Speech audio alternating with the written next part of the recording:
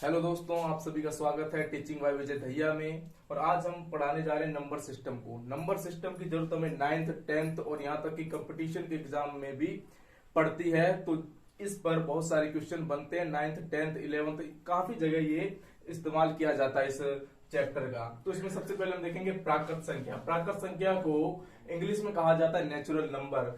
Natural number वे सभी संख्याएं होती हैं जिनका वास्तव में हम जानते हैं, जिनको गिन सकते हैं, 1 2 3, इन सब जिन सबको हम गिन सकते हैं प्राकृतिक रूप से, इन्हें प्राकृत संख्या कहते हैं।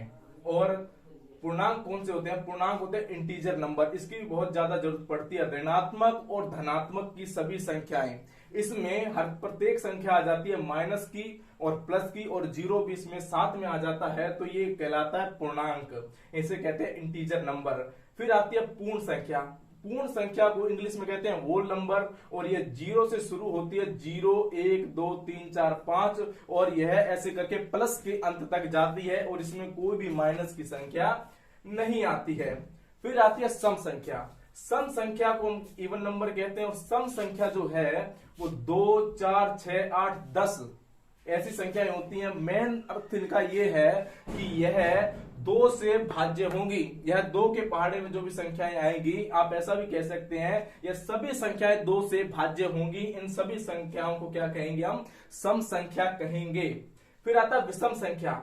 विषम संख्या वे सभी संख्याएं होती हैं जो बच गई, जो 2 से भाज्य नहीं होंगी। ऐसी संख्याओं को हम क्या कहेंगे?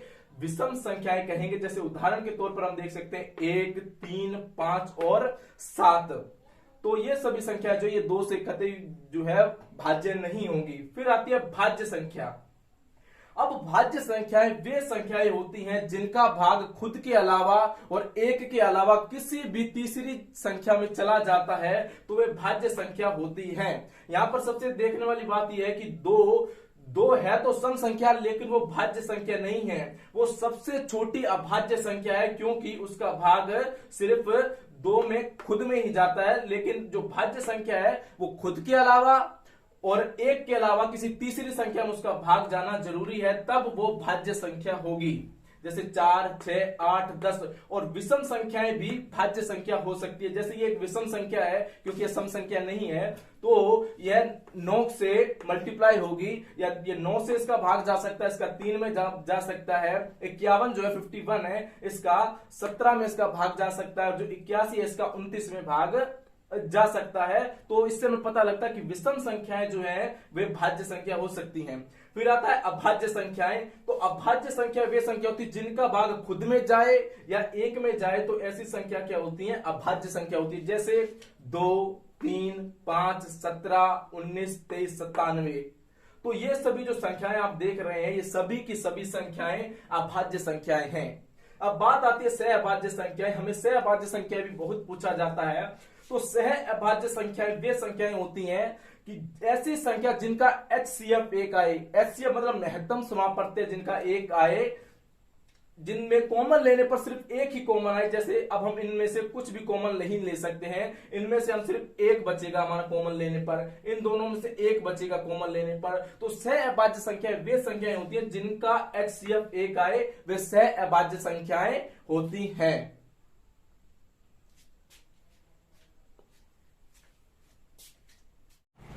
परिमेय संख्या। अब परिमेय संख्याएं कौन सी संख्याएं होती है, इस पर भी बहुत सारे सवाल जो है बनाए जाते हैं, चाहे वो 9th हो, चाहे वो 10th हो, या कोई भी कॉम्पिटिटिव एग्जाम हो। तो वे सभी संख्या जिन्हें P/Q के रूप में लिखा जा सकता है, यानी अंश और हर के रूप में लिखा जा सकता है, वे सभी संख्याएं परिमेय संख्या के रूप की होती हैं। जैसे अगर बात किया जाए 0, तो 0 को भी हम एक परिमेय संख्या मानेंगे। कैसे? क्योंकि हम इसके नीचे इसको 1 लिखकर इसे P/Q की फॉर्म में लिख सकते हैं। तो ये कैसी संख्या हो जाएगी?